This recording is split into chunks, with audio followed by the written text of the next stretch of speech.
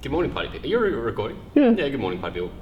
We're talking about Pharrell's stupid sunglasses. Have you seen them? He wears these Tiffany & Co. I didn't mind the first ones. They're weird. They're like pearl encrusted tiny little things. But now the lens has gone from being here to here. So it's just like ovals that sit. They must be the most annoying things to look through. Yeah, but he's Pharrell. Yeah, you're right. He wore the giant Vivienne Westwood hat. He's cool. Yeah, he is cool, but I don't like this. I don't think they're cool. I think they're ridiculous. Fashion, bro. That's the good Tell thing me about about it. it. It's Teach me that. subjective. You know, people like what they like. I don't believe it. Okay. They should like what you tell them to like, Not me, because you are fashion. as you can tell. The first block of the program is done. We are complete, yeah. Super happy. I said to Lane, this has probably been my most enjoyable training block I've ever done. I think it might have just been like a timing thing. I was ready to lift, but motivation towards lifting was at like an all-time high. Focus was there, and this is probably the most consistently I've been eating at volume ever. I've bulked before, but it's been like, I've been like doing this like it's a job. And it's been hard, but it's stuck to it. I didn't bring scales this morning, but I weighed myself on Friday and I was 83.8. So I'm guessing I'll probably Is that the heaviest you've ever been? No, I think I got to like 84.7 to 9-ish. But yeah, I think at this body fat percent too, like I'm still sitting at a decent shape. I haven't lost everything yet. Mm-hmm. So I think it's working so far. Nice. Talk me through the next block. I'm just looking at it now.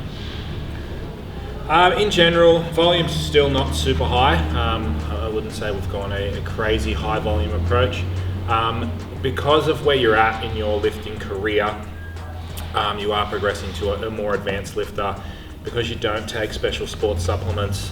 That's steroids. Yeah, well, I've been trying to think of fun names for them. You kind of have to work a little bit harder to get the results, and so we've kind of just upped the intensity techniques. So there's lots of really good research coming out about length and partials There's a lot out in here. and pausing in a full range of motion. So basically we've gone with adjustments in tempo, some length and partials after we finish our full ROM sets to approach failure, some myo rep sets, which are always really cool.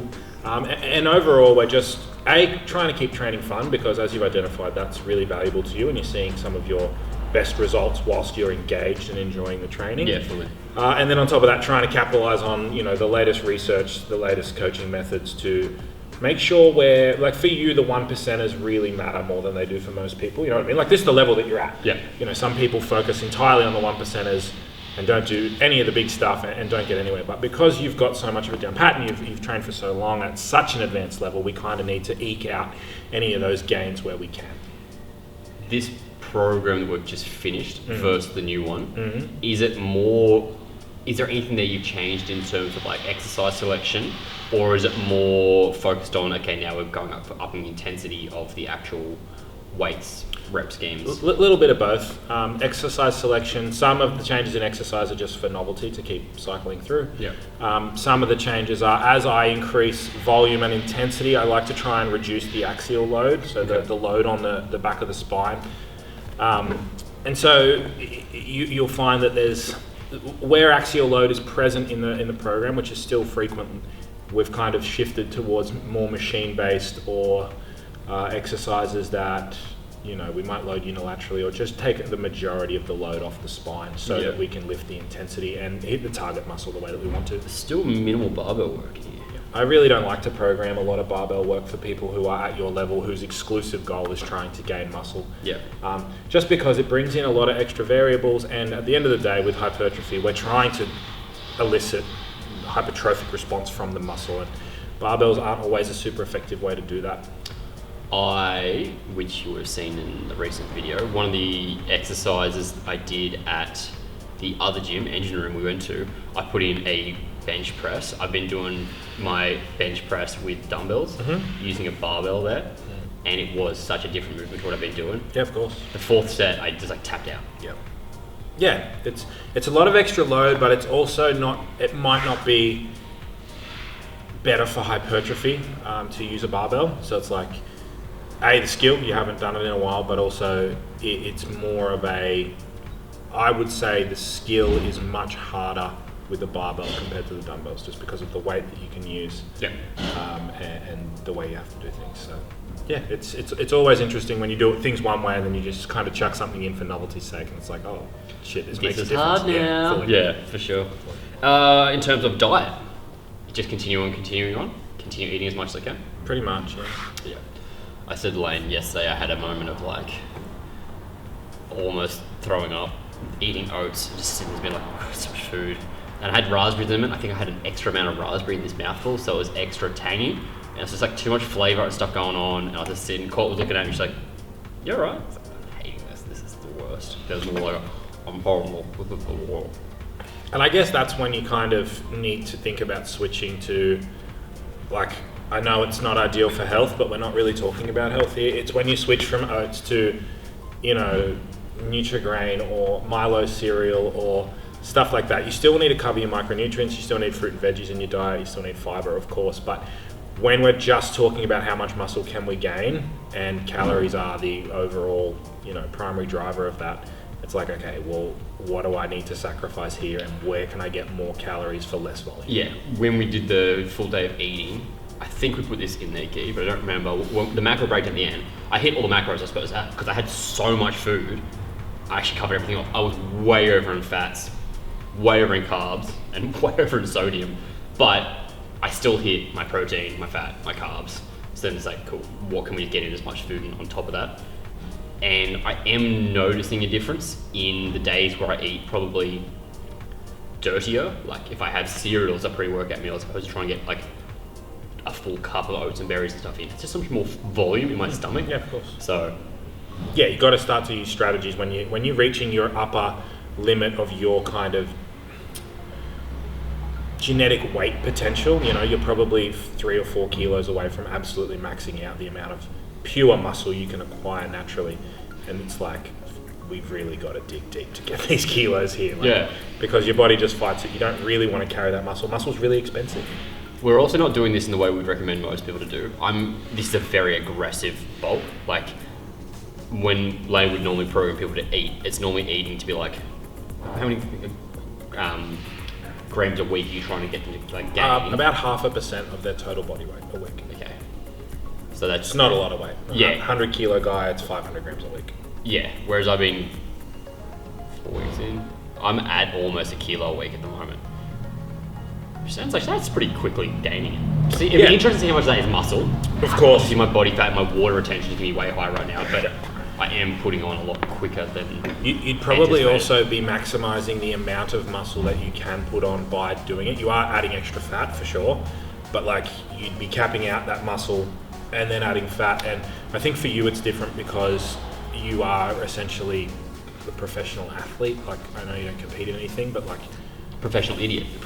Your day revolves around exercise. You have the facilities to exercise all the time, and so it's like your job allows you to do it. So it's like we can kind of add a little bit of extra fat because we know we've got the resources to pull it back. Yeah. Whereas for someone who works a 9 to 5, has 2 kids, it's like we know how long that extra fat's going to take them to lose, so we will probably kind of cap it underneath that. Whereas for you, we get there, we run a 12-week cut, you've kind of lost all of that extra fat anyway. Yeah. So it's one of the things we talked about as well with the benefits of someone actually having coaching when it comes to training for a purpose. If your goal is to put on muscle and you see people like, I'm just going to bulk for a while, and then they blow out, get fat, and don't really lose it, and they don't really gain that much, they just get thicker.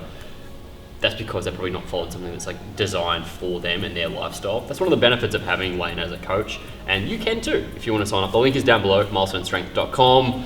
You can put on gain size, and we can help you on your journey based on your needs, so that you're actually doing it the smartest way possible without sort of adding anything you don't need to, or not missing out on anything that you could be. Yeah, you don't need to take what Nathan does or what I do or what anyone else does and try and, you know, copy it onto your life. Everyone, the principles are all the same, but everyone will have their own specific needs and their own specific structure. So that's why we do things the way we can do it for Nathan. Other people would not be able to do it at all. Last question. You've got it. Day 1, 2, 3, those ways. Do you want me following it that way again? Leg day today. We're training legs, everybody. I'm not mentally prepared for that. I already trained my legs. How was it? I did like 12 kilo goblet squats. So it was And they were pumped. Yeah.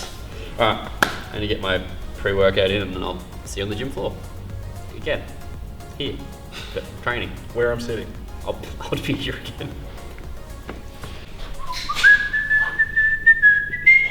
We just took our updated photos, raw and flexed.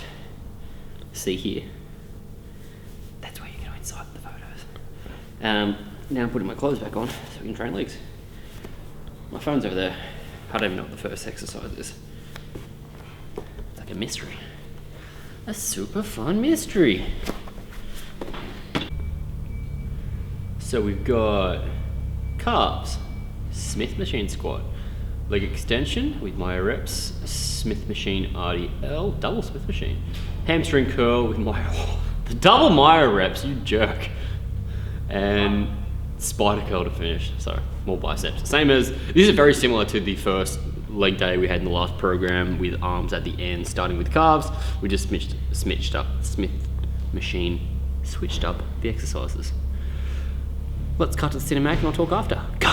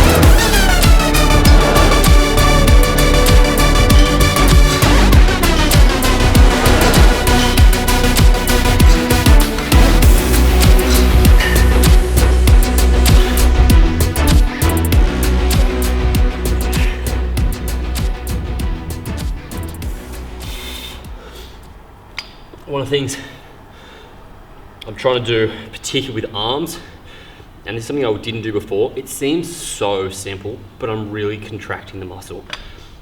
In all my movements, I think before I used to kind of go through the motion, I'm just like moving the weight, but I'm really trying to extend all the way down, and at that top, really squeezing to almost get like a tingly feeling across my bicep. I've noticed the contraction is so much tighter, so much stronger, and I'm growing in the right way. So intensity is key, and I think previously I didn't train with intensity when it came to arms. So as we're doing these spider curls to finish, I want to make the most of every rep.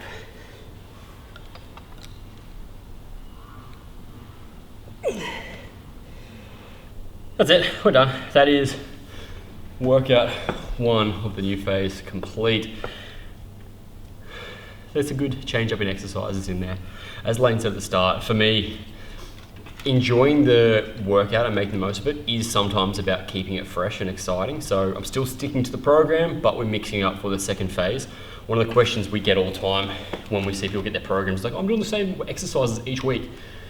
And that's the way you should be doing it. If you want to progress, you need to be doing the same thing repetitively, but changing either your rep or your weight to grow.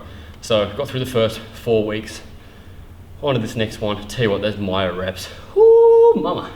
I'm not looking forward to once we increase the sets there, but that's today done. If you guys have any questions, hit me up down in the comments or on Instagram @Nathan. As I said before, if you want coaching, you want help growing or shrinking, we can help out with both. Link is down below. All the links are down below, including my discount link for Ghost. If you want to get yourself some protein, some supplements, code Nathan. I'll see you guys in the next video.